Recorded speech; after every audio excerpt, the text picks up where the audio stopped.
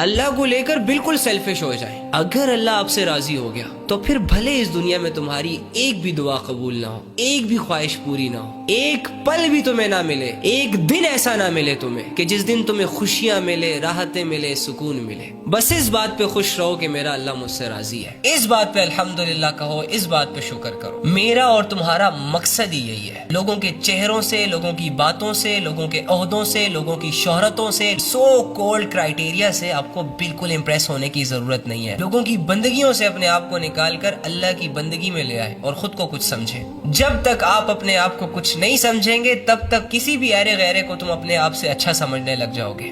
اللہ فرما رہے کو انفسکم, اپنے آپ کو بچاؤ. جب تمہارا اور اللہ کا کنیکشن تھوڑا سا اسٹرانگ ہو جائے, اب ایسا کرو, اپنے گھر والوں کی طرف جاؤ. وہ لوگ جو تمہارے کلوز ہیں, جو تمہاری باتیں مانتے ہیں, ان کو سمجھاؤ. ان کو یہ بتاؤ کہ یار دیکھو, میں نے بھی اللہ کی طرف آنے کا فیصلہ کیا اور اس فیصلے